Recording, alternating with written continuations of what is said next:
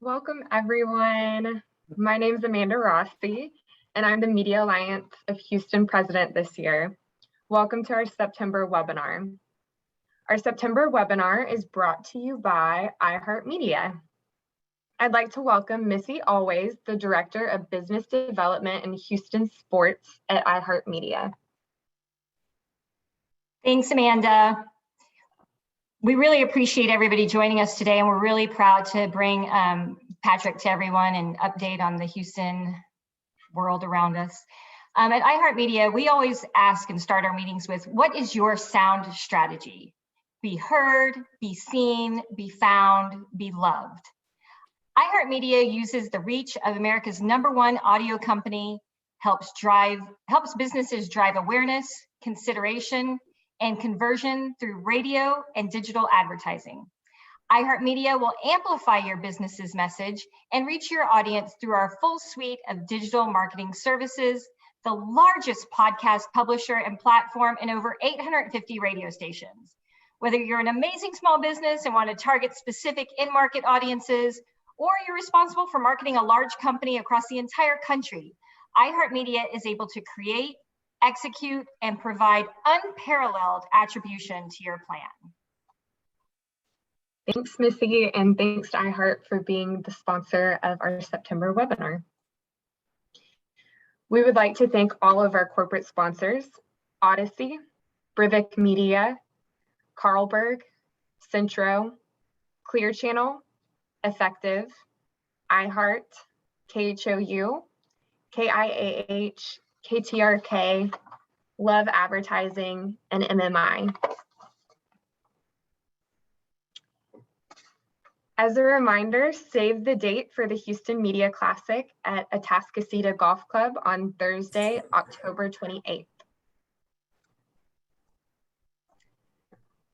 Save the date as well for the Dream Fund Bingo Night that's coming up on Thursday, September 16th at 5:30 at the Baker Street Pub in Sugar Land. Tickets are $40, and you can follow Dream Fund Houston on Facebook for more information. For those that are 3 years or less in the industry, we're excited to announce that we're having our first Making Access Happen event on Thursday, September 16th at noon with MMI. If you are not yet on our list for our Making Access Happen event, you can reach out to Liz Ferrari. She will add the, sorry Liz, I didn't give you a heads up, but we have a Google Doc that you can add your email address to, and she'll add that in the chat where you can add your email lists or your email address to that list. Or if you have any coworkers that you feel like would be a good fit for this event, we would love for you to send along this event information to them as well. So again, that's September 16th September 16th, and we would love for those that are 3 years or less to join in on our Making Access Happen event. And now I'd like to turn it over to our Vice President of Programming to introduce our speaker for today's webinar. So I'll turn it over to Chris Caldwell. Thanks, Amanda. And also thank you to Missy Always for connecting us with this month's speaker. Before I introduce Patrick, if you have questions at any point during this presentation, please ask them via the group chat, or you can use the direct chat to me at any time during the presentation. At the conclusion of the presentation, I'll basically moderate the Q&A. So about our speaker, Patrick Jankowski is a regional economist and senior VP of research at the Greater Houston Partnership. He has worked for the Greater Houston Partnership and its predecessor, Houston Chamber of Commerce, for over 38 years. Patrick is a frequent contributor to various media outlets, including The Atlantic, Bloomberg, CNN, Wall Street Journal, and New York Times. Patrick is a native Houstonian, a graduate of St. Thomas High School. He received his BA in economics from the University of Texas at Austin. In February, he will celebrate 40 years of marriage bliss to his wife, Olga, with whom he met in the now former Soviet Union. They both like to say they were veterans of the Cold War. Patrick and Olga have 3 adult children, with one living in Boston, one in Austin, and another 2 blocks away from him here in Houston. Luckily for him, his granddaughter is also that close. Patrick enjoys watching British mysteries on the BBC while sipping on a gin and tonic. Will you please help me welcome Patrick Jankowski? Very good, Chris. I'm gonna go ahead and share my screen now. I appreciate the introduction, Chris. I appreciate Amanda as well. Thank you very much for having me on. Yeah, just let you know, my granddaughter literally lives 2 blocks away, and it is one of the biggest joys in my life. It's so nice. I will be coming home from the grocery store and see her in the front yard, and I just stop my truck and she comes running up and calls me Papa. There's no better feeling in this world than have your grandchild come running across the yard to you and give you a hug. So those of you who have grandchildren, you know what I'm talking about. Those who don't, you have something wonderful to look forward to. Oh, and by the way, last night she lost her 2nd tooth. So we're waiting on the tooth fairy tonight. So, okay, let me go ahead and get started and share my slides. Chris, are you seeing my slides, Regional Economic Outlook for the Houston Media Alliance? So I just want to make sure. Great. Yeah. You never know. I've done eons, EADs, dozens. I've done a lot of these, but you never know what people are seeing and whether it's going to work out. But let's go ahead and get started. First slide. I've got a lot to show you guys today. It's going to feel a little bit like you're drinking from a fire hydrant, but there's so much out there, so much that you need to know about what's going on with Houston and what's going on with the economy and what's going on in the region in general that I didn't want to shortchange you. I wanted to give you as much as I could so you can understand what's going on out there. That said, there's so much going on out there that if you don't have time to take notes, or I know some of you will probably take photos with your iPhone, if you send me an email afterwards, I'll be glad to send you a PDF of my slides. And that way you can focus on listening to what I'm saying. You don't have to be trying to take notes and all that all the time or take pictures. But yeah, I'll just leave it on the screen just a little bit longer. And like I said, I'll be glad to send you a PDF of my slides when I'm done. So let's go ahead and get started. Let's talk about the recession that Houston just went through. Now, how bad did the recession get in Houston? Last March and April of last year, we lost 361,400 jobs. Just shorthand, just 360,000. It's easier to remember that number. And you see how it compares to the 80s oil bust and how it compares to the Great Recession. You know, I cut my teeth on the 80s oil bust. I started my career right as the bust began. I kind of joked, this is the 6th downturn in Houston's economy that I've gone through. And before I retire, I'll probably have at least another 1 or 2. But you can see how the COVID recession was worse than the previous 2 recessions. Not only that, you can combine the last 2 worst recessions in Houston's history. And we lost more jobs in March and April of 2020 than we lost combined in the 80s oil bust and the Great Recession. Kind of give you some idea of it, just how bad it was. We lost jobs across every sector of the economy. There was no sector that was immune. This tells you the sectors, how many jobs we lost March and April of last year. You can see the restaurants and bars is the top line there, and then retail, trade, healthcare, other services. Now, a lot of these jobs were lost because we simply closed the economy down. We told people to stay home, or people were afraid to go out to eat, or they were afraid to go into the office or go to the store and shop. Since the pandemic has ended, we've made some decent progress. I wouldn't say great progress, but we've recouped about 210,000 or 209,400, let's just say 210,000 jobs. And through the first 7 months of this year, we've added 44,500. We only have job numbers through July. We won't get the August job numbers until a week from Friday. And I expect we'll see that number, that 44,500, go up by at least 5,000 or 6,000 jobs. We always add jobs in August as teachers return to school, as educators return to the campus. So we'll pick this up, and we'll probably see the year finish up anywhere between 70 and 90,000 jobs for the year. So if you want to see what employment has looked like going back over the last 10 years, this is seasonally adjusted, and this is for Houston. And so, you know, anytime I say Houston, I'm actually going to be referring to the Houston metropolitan area, not the city of Houston.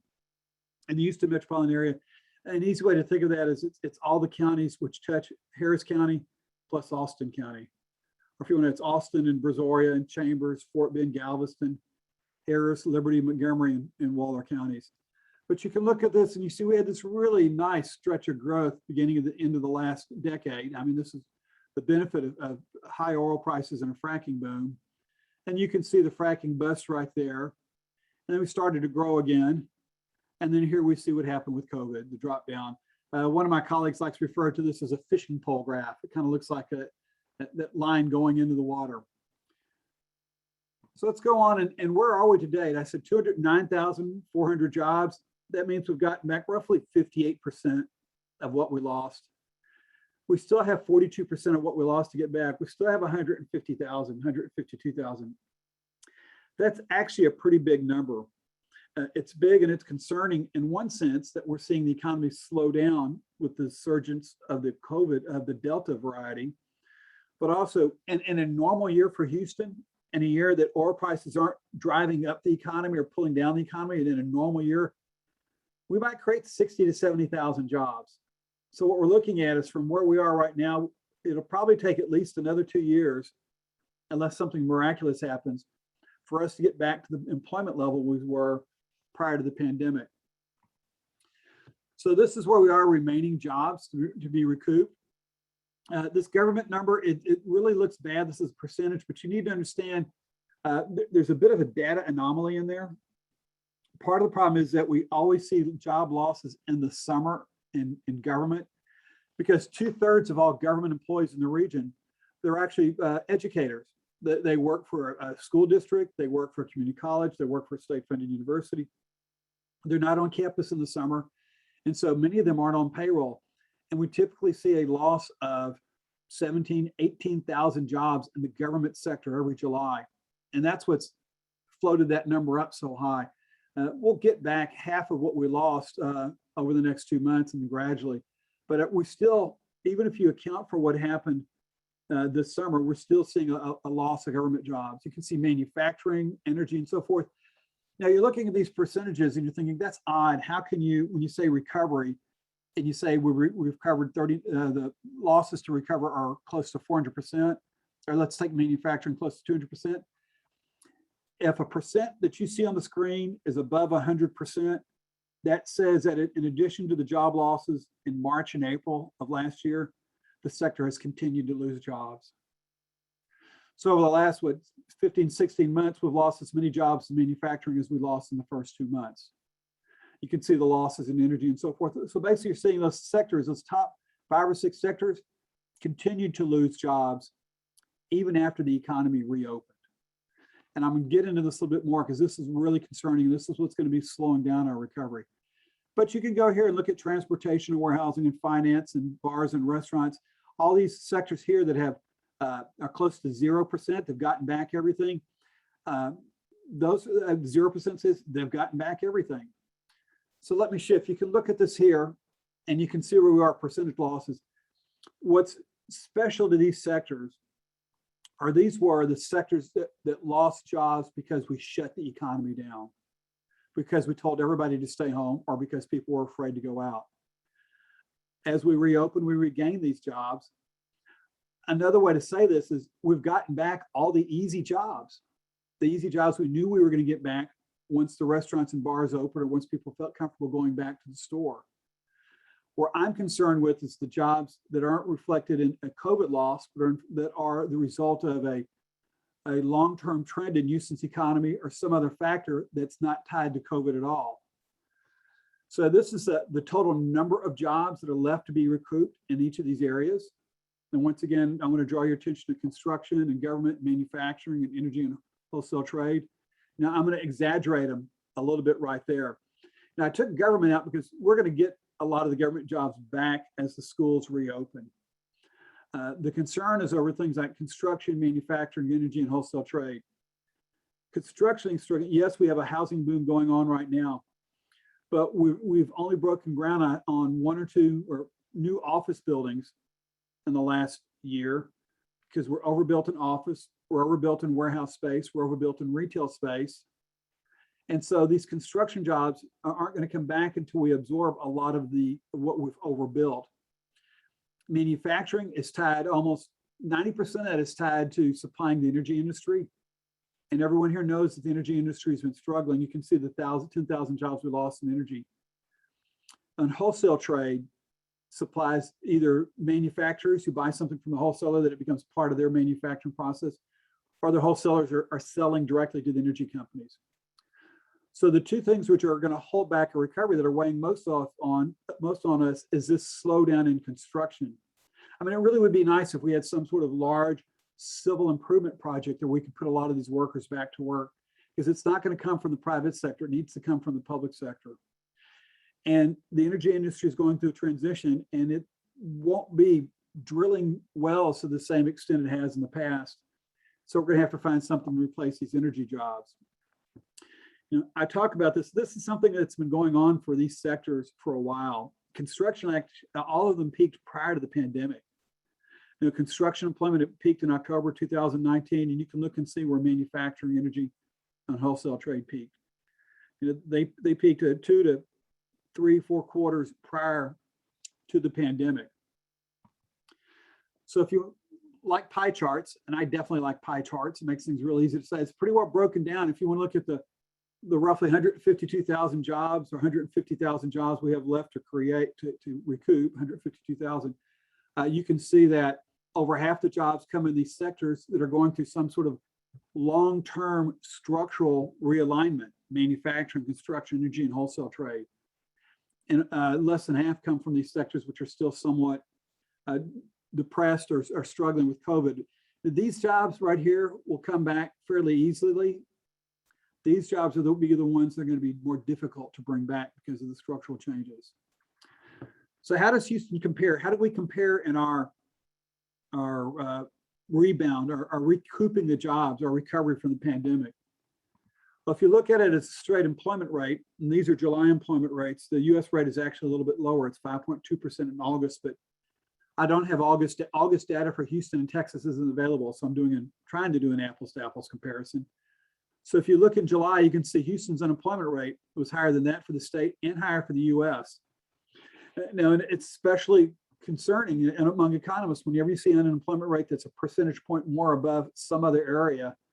That is significant, and you can see our unemployment rate is a percentage point above the U.S. And if you apply the current 5.2% to the U.S. 5.2%, Houston is way ahead of the rest of the U.S. So another way to look at this, and you can see it right here. You can see the jobs recovered to date in the U.S. The U.S. has gotten back roughly 75% of its jobs. It has about a fourth left to recover.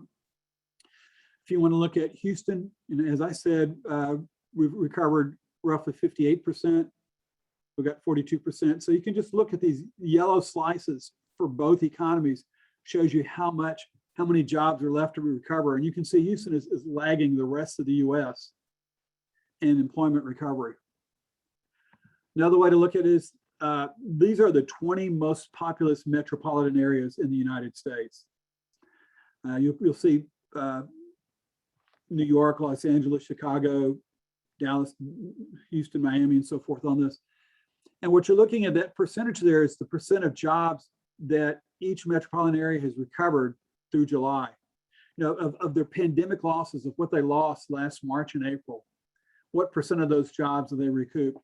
And I've already talked to you about Houston recouping roughly 58%.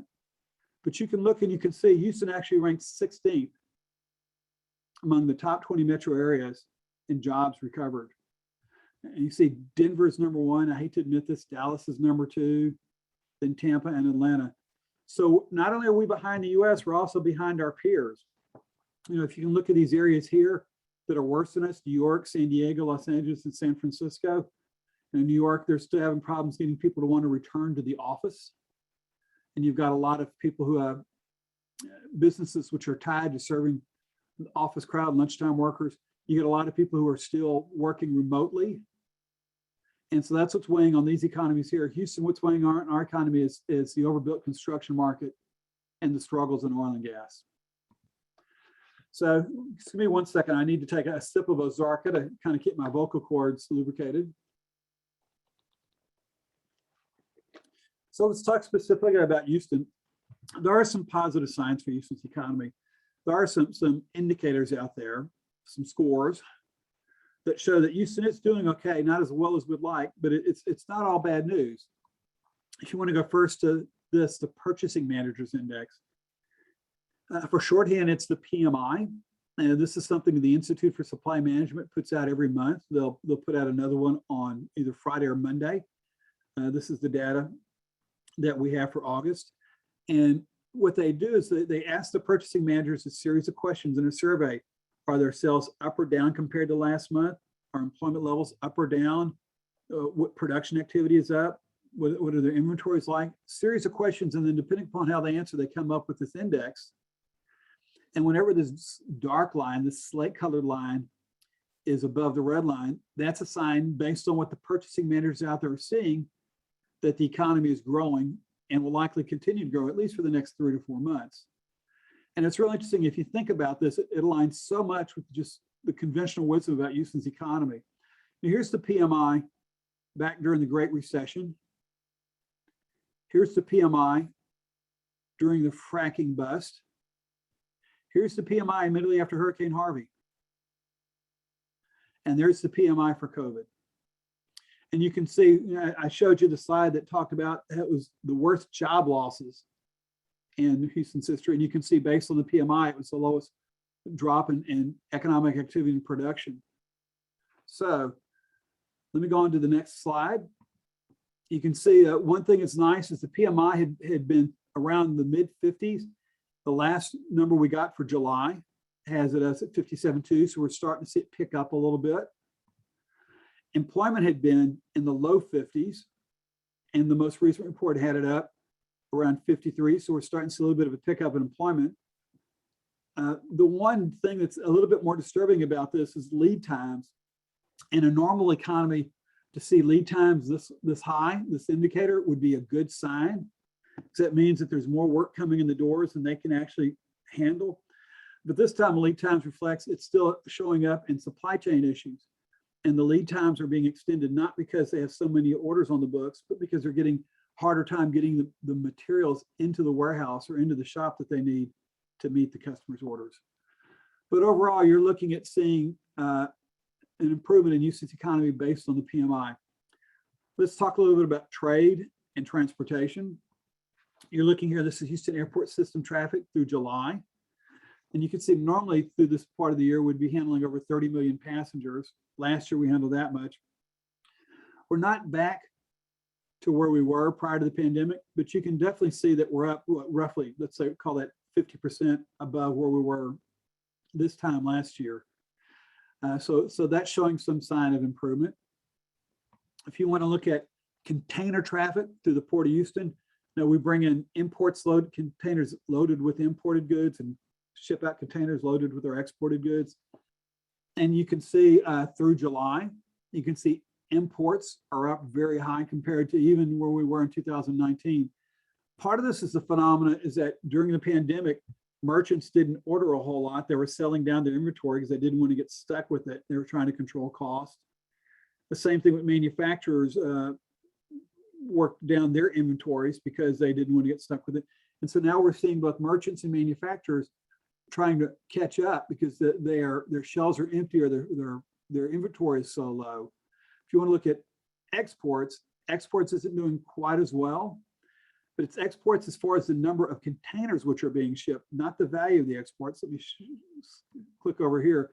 You can see the value of imports through containers is up, and so is the value of exports. And so what's happening is a couple things. For one thing, there is a shortage of containers available for export.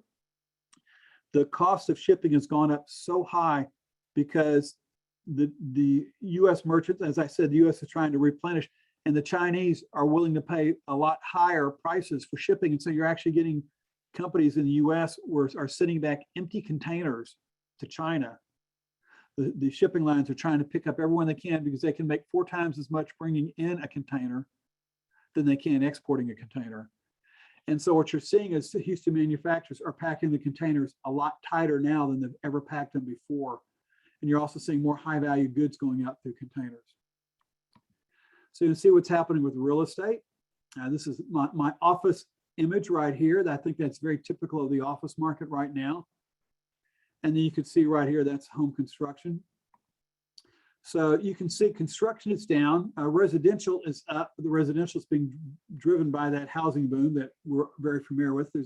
Seems like there are 2 or 3 stories every day in the Houston Chronicle about it. We are starting to see a slowdown a little bit in residential construction, but not much. But the non-residential, the office, the industrial, the retail has dropped off significantly.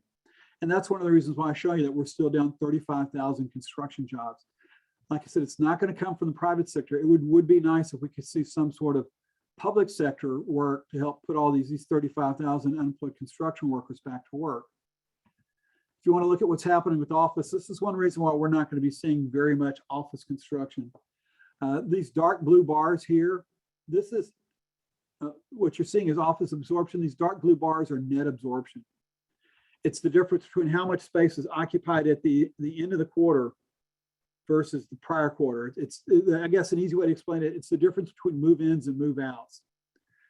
And you can look and see we have not had very many quarters of positive absorption. Actually, you look back at this, we've had about 10 out of the last 14 quarters we've had negative office absorption. And we're throwing back on the market as much sometimes as 1 million square feet a quarter. And when that happens, you just don't need to build any new office space. And that's the reason why there's so much sublease space out there and why office rents are not going up. If you want to look at industrial space is not quite as bad as office, but I'm concerned it's getting there.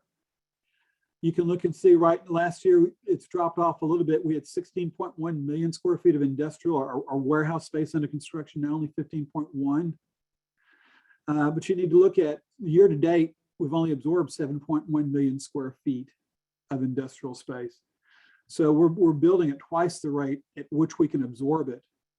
Yes, there's a lot of leasing activity, but that's just movement, and that's moving from one building to another building. Or it's part of that is this absorption, but it's also people upgrading, maybe moving to nicer space. And so we're going to start to see, we're already seeing it. At one point, we had 24 million square feet of warehouse space in construction. Now it's dropped down to 15. And I talked about the net absorption. And then here we see what's happening in housing starts. And this is one of the real challenges we have is we haven't been able to just build houses fast enough because of the pent up demand. Part of it is the low interest rates. Part of it is people who didn't buy houses early in the pandemic because they're worried about their job situation. Part of it is people realizing they're going to be working from home a significant amount of time. There's going to be a hybrid, so they want a nicer home environment. And you're looking at, and Zonda actually said this is the highest level of housing starts they have seen in almost 20 years. But this is why the housing prices have gone up so much. And I'm going to show you a housing slide. This is where the problem is. This is the supply of lots that are developed. You know, the people who build the houses, a significant number of them don't develop the land. Someone else develops the land for them, and then they buy the lots to put it on. Although there are some companies out there that both develop the lots and build. But the point is this is, in a normal market, you should have close to a 20-month supply of lots, meaning at the rate at which you are consuming them. If you built added no other lots, you would absorb them all or consume them all in 20 months. Right now, we only have a 10-month supply of lots. So you can see, and that's one of the challenges builders are facing, not enough lots to put houses on. And that's one of the things which is driving up the cost of housing. You want to look at it in home sales, you can see it right here. And this is 130,000 homes sold over the last 12 months, the Houston Association of Realtors. They're going to have new data that comes out today. I did not get a chance to get it and put it in here. This includes both single family homes and duplexes and townhomes and condos and other things. But you can look and see, you know, we had this brief dip because of COVID, and then you could just see how it's taken off.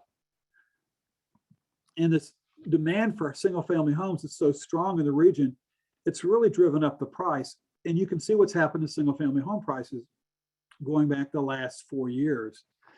You know, the average single family home price in Metro Houston right now is roughly $390,000. That's up from, let's say, $300,000, $290,000. So you've seen that the cost of a home sold through the Houston Association of Realtors, the average cost, go up $90,000 in the last 4 years. One of my concerns is, as someone whose job is to promote Houston to help convince corporations and people to move here, is this is going to start creating some affordability challenges for the region. Now, this may be affordable compared to someone living in the San Francisco Bay Area, but someone who's lived in Houston all their life and looks at a house price like this realize that this is not what's normal for Houston. Multifamily is going through something very similar, multifamily apartments. You can see this black line is the price per month, average price. These blue lines are occupancy, and you can see occupancy was flat for much of the pandemic, and it started to pick up in around March of this year. And you can see what's happened as occupancy picked up, it has pulled up rents with it. And you can see just how much rents have gone up. Class A apartment rents have gone up over $100 a month just this year. And so part of that is a number of things are driving that. Part of this is you have families that are getting priced out of housing, single family home, and figure they're just going to stay in a nice apartment until the housing market settles down. Part is you've got people who had roommates during the pandemic and realize they don't want to have a roommate during the pandemic. They want to live on their own or moving out. Or people who lived in single bedrooms realize they want a separate bedroom so they can have it as a home office because they don't want to work at their kitchen table or in their bedroom. So all these factors influence, plus the fact that some people probably should have been evicted that weren't because of the eviction moratorium. So this will probably settle down a little bit, but you're still going to see high demand for apartments going forward. So let me talk a little bit about oil and gas. I need another sip of Ozarka. Let me talk about what's happened with the oil and gas industry.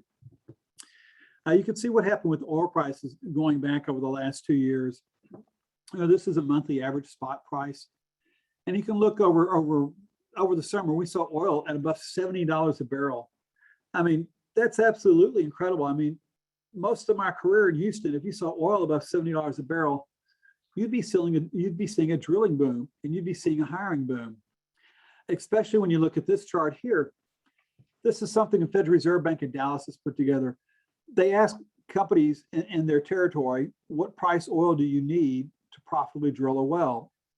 And you can see the average in these different basins is around between 46 and 58. I mean, just general rule of thumb, if you average all this together, it comes up to $52 a barrel. So at $52 a barrel, most firms can make a profit. And you see, we've had oil at $52 a barrel since January, but you haven't seen a significant increase in the rig count. If you look at this, the rig count is still, you can see the drop off. The rig count is still half of the level it was going back to 2019, 2020. And we've actually saw last week, we actually saw a slight drop off in the rig count. So the question is, if oil prices have been trading above 70, why didn't we see a spike in drilling activity? Well, there are a couple of things. We've had a slow response to oil prices. One thing because of capital discipline, because a lot of what was going on in the oil and gas industry over the last few years because the private sector was willing to lend funds to the oil and gas industry to explore for those wells. And those lenders said, we're not going to lend you anymore because you're growing production, not growing profits. We want you to focus on profitability.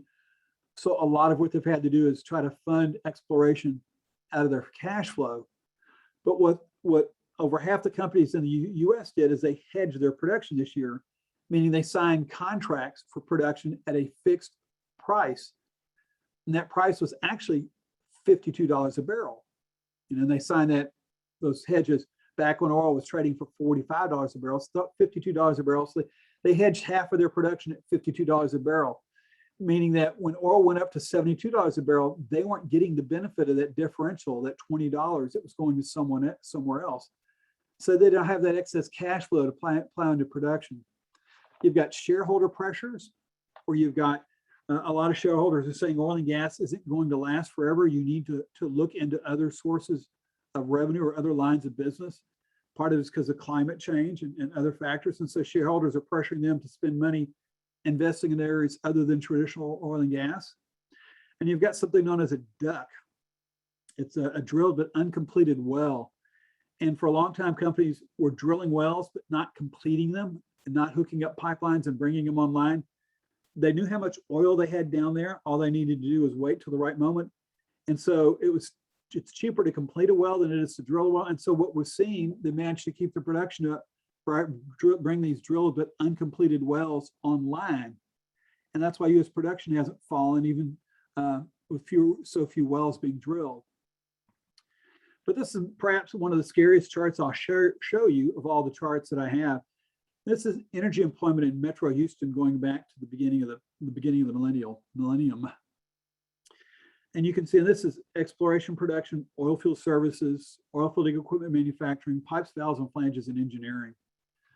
And you can see we peaked in December 2014, and you can see this drop, a little bit of an improvement, but you can see even as we were improving, we weren't getting anywhere back where it was. And then we saw this drop because of the pandemic. And we start to see all these pressures from investors and from environmentalists and from the government to find another way of doing business, to invest your money in something other than. And so that's the reason why we're not seeing this recovery in energy employment.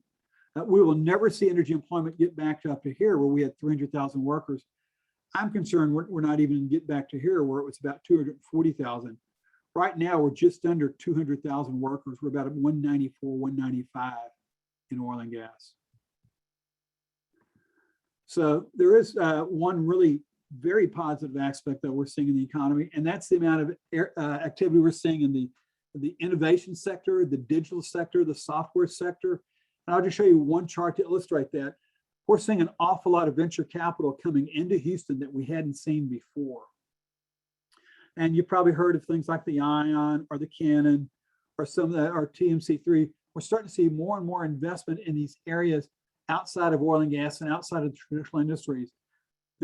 They're the startup firms, they're not going to employ a great many people at first, but eventually they will grow and they'll take off. And somewhere in Houston, I'm hoping there is another Amazon or there is another Netflix or something like that. Now we have a lot of tech workers here. We just don't see them because they are inside other companies. They work in tech in Chevron or the TMC or someplace like that. And we are starting to see this nice pickup in venture capital funding. So that's, I need to shift just a little bit now. We had some data from the Census Bureau that came out in August. And I want to show you what the data from the Census Bureau told us about the Houston region. We did real well last decade. You can see we added roughly 1.2 million people, just a little bit below the prior decade. And you can look over the last 3 decades, what we've added is roughly, 3.3 million people. Now, the population has nearly doubled over the last 3 decades. And you can see where we ranked in population growth. We had ranked 3rd in total population added in the last decade, almost as many as New York. Once again, I hate to say this, DFW did beat us, but just by a little bit. But what you need to know is most of this growth, most of what we see right here actually came in the first half of the decade. If you break it out and look at it, over 60%, let's just say 62% of the population gains came in the first half of the decade. And that was, remember, that was the first half of the decade when we had the fracking boom, when we were creating jobs at the rate of 100,000 a year. In the second half of the decade, population growth slowed down significantly because we had the fracking bust, and we also had Hurricane Harvey interfere with that. So yes, we like to say that we ranked 3rd in total population gain, but a lot of that occurred earlier in the decade. And something else you need to understand about where the population growth comes from or where it came from.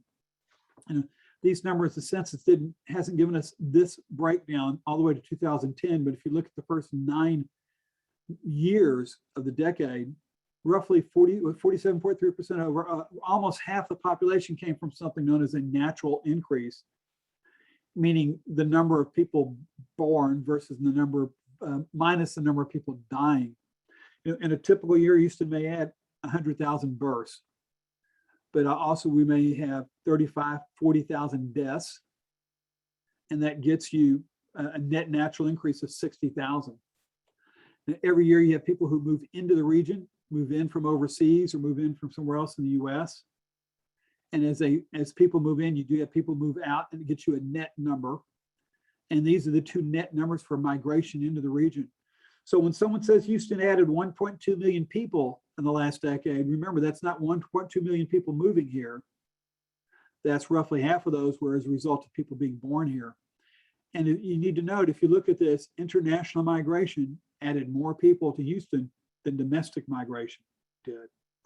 And this consists of expats who moved here. This consists of ex-military, people who came here on immigrant visas, people who came here as students, people who have come on work permits, and it does include the undocumented as well. It's everything in this international migration. But you can see if it wasn't for international migration, population growth would have been a fourth smaller at least. So where did the population growth occur? These are the counties that make up the MSA and the number of residents that were added. And you can see still over half the population growth occurred in Harris County.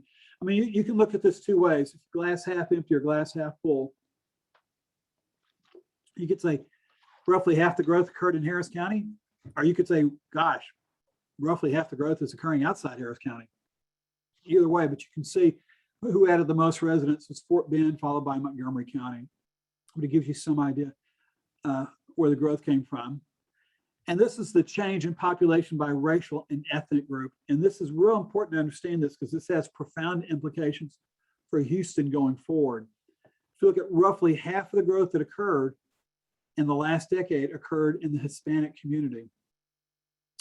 And you can see the Black community accounted for 18%, Asians almost as many as Blacks. And you can get down here to whites accounted for less than 3% of the population growth over the last decade. So it's real profound, especially when Hispanics and Blacks account for so much of the population growth. When you look at some of their, well, I got one more slide, then I'll get to that. So you can see beginning of the decade, the whites had a larger share of the population than Hispanics. And now those two groups have flipped. And then you can see, look and see, Blacks remain the same and Asians has picked up slightly. So I said it's concerning when I told you that the groups that added the most residents in the past decade were Hispanics and Blacks, and you can see where they are for educational attainment.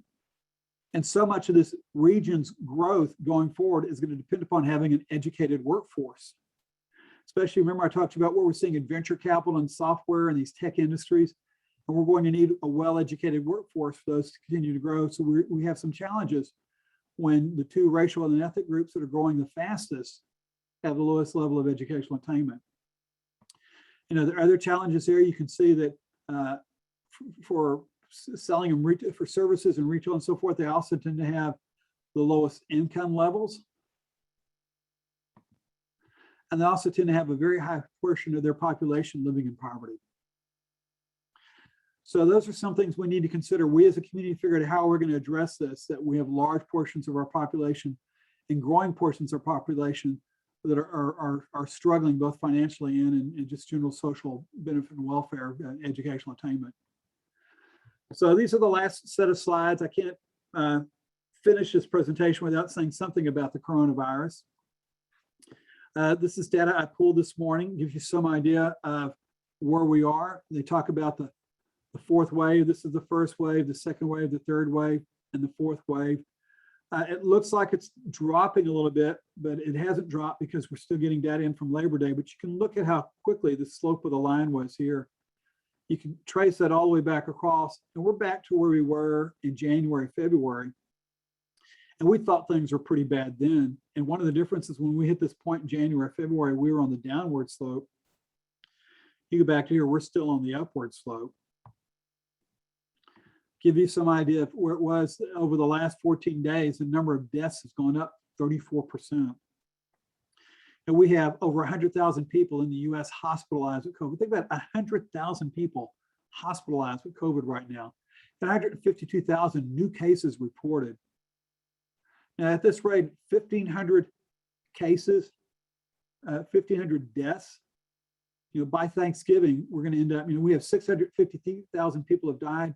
By Thanksgiving, we could see this hit 750,000 people having died of COVID in this. You go up here, 40 million have gotten sick. This will likely hit 50 million before we stop, before we get it under control. So let me shift. You want to know what's going on in Houston? That was US data. And you can see the daily number of new positive COVID cases.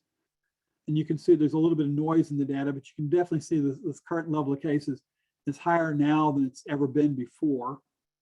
And that's a real concern. And you want to look at hospitalizations, and you can see how high hospitalizations are. Hospitalizations are higher than they've ever been before in the pandemic. These charts right here, I've pulled from the Texas Medical Center's website. It's real easy if you want to track this on a regular basis. You can even sign up and they'll send you an email. But if you go there and just Google TMC COVID, it takes you to the TMC's COVID page, and you can get some idea. There's actually about 12, 18 slides there. I just pulled 2 that I thought were the easiest to understand. So let me shift, give you some idea what's happened in Houston. And look right here. Almost 800,000 Houston residents have come down with COVID since the pandemic began. That's 1 in every 9 residents. So, if you work in an office with 20 people, the odds are 2 of them have gotten it, if not more, depending upon how safe they act. If you look at the deaths, 10,000 deaths, that's roughly 1 in, just round it up, 1 in every 700 residents have died in COVID.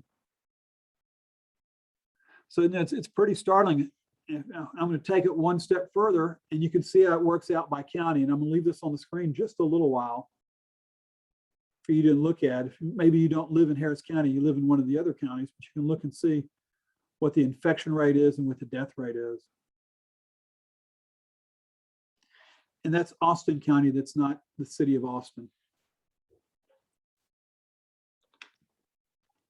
Once again, if you send me an email, I'll be glad to send you these slides and you can have access to this. So what's happened with COVID? Well, hospitalizations, they're exceeding the January peak. I showed you that. Abbott has asked hospitals to delay non-essential procedures. And it's not just non-essential procedures. We're hearing stories, I'm sure you're hearing them too, about people who are arriving with heart attacks or serious medical conditions who can't even be admitted because all the beds are taken and the ER is taken with COVID patients. The airlines are reporting a drop-off in reservations and cancellations of existing reservations. And you're starting to see a drop-off in restaurant reservations. They had nearly got back to normal in July, back to the normal rate they should be. But the latest data shows that they're off already about 10 to 15% from where they would be if not for the pandemic. And COVID is not just, obviously it's worldwide, but COVID's also starting to disrupt supply chains again. And you're seeing factories that shut down or ports that are having to shut down because of COVID infecting the workers. So final slide, and you're also starting to see job postings level off. So the economy is going to continue to grow, but it's not going to grow as fast as it had been growing. It's not going to recover as fast as it's been recovering. And that's going to slow down the US economy recovery and Houston's recovery as well. This isn't going to send us into another recession, but it's definitely going to slow job growth and slow the pace of recovery. And we still have a ways to go before we get out of this, guys. So with that, I'm done. Thank you very much. I appreciate your time. And like I said, I'll be glad to send PDF of the slides to anybody who asks for them. So I'm done. I'm going to go ahead and stop sharing my screen. And then Chris, if there are any questions, I'll be glad to answer them now. And thank you everybody for your patience. And like I said, drinking through this fire hose. Thank you, Patrick. Really great information, a lot of information. And it's a little bit sobering, but we're all better informed, so that's all good. We're in the middle of a pandemic. Yeah. I mean, it's been going, think about this, guys. I'm sorry. I left my office on March 10th of 2020 and have only been back in it maybe 3 or 4 times because we've had cases at the partnership that we've had to deal with. We are in a pandemic, guys. We need to be careful. I'm sorry, Chris, go ahead. Oh, that's good advice. Okay, we do have several questions in the queue, so I'm just going to ask these in order of them coming in. Do you have any feedback on why Dallas economy is recovering faster than Houston and filling more jobs? Well, part of it is what's holding Houston back is the ties to the oil and gas industry. If you look at the sectors which were affected by COVID, the definite COVID effect on the restaurants and retail, those sectors are almost fully recovered. We would be much further along, but it's the fact that we lost 10,000 energy jobs and another 24,000 manufacturing jobs and 35,000 construction jobs that's holding us back. Now you take out all these, the warehouse, the wholesale trade, the manufacturing, the construction and energy, all those other sectors as a group are back to roughly 75, 76% recovered. Okay. And that's what's holding us back is energy and construction. That makes sense. Okay, the second question has to do with office space. In 2022, do you feel like Houston's office space capacity will increase or stay the same?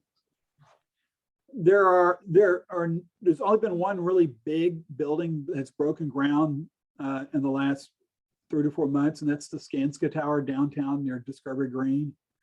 You'll still see occasional big projects like that because that's well situated. I mean, who would want an office overlooking Discovery Green? And so that's, you'll see probably, but you're not going to see as many, you're going to see very little spec construction. What you're going to do, you're going to continue to see companies throw space back on the market as their contracts come up for renewal and they reassess and realize they don't need enough office space or decide they're going to go 100% virtual. I do know of firms that have said they're only going to keep a very minimal space, a receptionist and a couple meeting rooms and 1 or 2 offices, and let everything else go back. So with that being said, who suffers the brunt? If commercial real estate is in less demand, is it the Class B and C buildings that take it on the chin, or do the Class A buildings have more debt involved?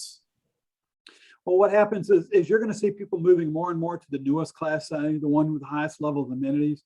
And you'll see you'll see a move from A- to the A+, and you'll see a move from the B to the A. But part of it is, I mean, would people in a B really need to pay Class A rents too? Right. Would buildings shutter? Yes, you'll see some shutter. You'll see some. It's maybe not the best example, but I live out in the energy corridor, and there was a 4-story building on the corner of Derry Ashford and I-10, and they simply tore it down and scraped it. It's just a concrete slab now. So you'll probably see some of the low-rise office buildings that are struggling to where it's cheaper for the owner to tear it down and only have to pay taxes on the dirt and not have to try to maintain it. So you will see some in isolated spots. Now, the real issue is you're not going to see any new construction, and that's going to affect employment. And also, when you're not in your office, they don't need to be cleaned as much. The lunchtime crowd isn't going to the restaurants. Dry cleaners have suffered because people aren't having to dry clean their suits or their dresses to go into work. So it's think of a supply chain of what it takes to put a worker at a desk in an office and everything that supports that. And if you go along that supply chain, all the connections. I mean, even insurance claims, I was told, I hadn't seen the data, insurance claims went down during the pandemic because people weren't driving as much. I drive a truck. I put less than 5,000 miles on my truck last year. And normally I put 15,000. All right, next question. On the job loss stats, what is the percentage of job losses versus the population at that time? Oh, I don't quite have that off the top of my head, but I can let you know something. There's another way to look at it. And there's something, it's the size of the labor force. And to be in the labor force, according to the Bureau of Labor Statistics, the way they define it, you either have to be working, and obviously you're in the workforce, or you have to be looking for work. You could be unemployed, but if you're looking for work, and that gives you the unemployed looking for work and the workers. So the size of the labor force in Houston right now is about 80,000 workers smaller than it was prior to the pandemic. The question is, how many of those are people who are out because of, people say because of generous benefits? How many of them are out because they're afraid to go back to work? How many are out because they decided to go back to school? How many of those are early retirements? Or how many simply have made the decision that my spouse makes enough money to where I'm not going to have to go back to work and I'm going to stay home? Right. So we don't know of that 80,000 how many of those are what their status is. So. Next question has to do with the housing market. Will it peak soon, or are prices going to continue to rise? Very hard for first-time buyers. Oh gosh, yes, it is hard for first-time buyers. I'm so glad I'm not one of those. So there's some signs that maybe it's cooling off a little bit, but it's cooling off because prices have risen so high that buyers are, I think the term in the mortgage industry is busting out. They put money down on a house and they don't qualify, or they sign a contract and then back off because they just can't, because prices have gotten so high. And so that'll help cool it off somewhat, but we're still probably going to see another 12 months of really, really strong housing demand. I mean, what will taper housing demand, one thing is when we start to see interest rates go up, and that'll be a major factor in how much house people can afford. And we probably won't see interest rates go up for at least another 12 months. Great. Well, Patrick, that's all the questions. Thank you very much for your time today. It's great information. Like I said, hopefully we have another presentation from you in the next year or two, and it's all better, huh? I'm always glad to present to you guys. Like I said, I didn't mean to depress you, but I just want to kind of lay it out. What are the challenges? You know, we're going to continue to grow.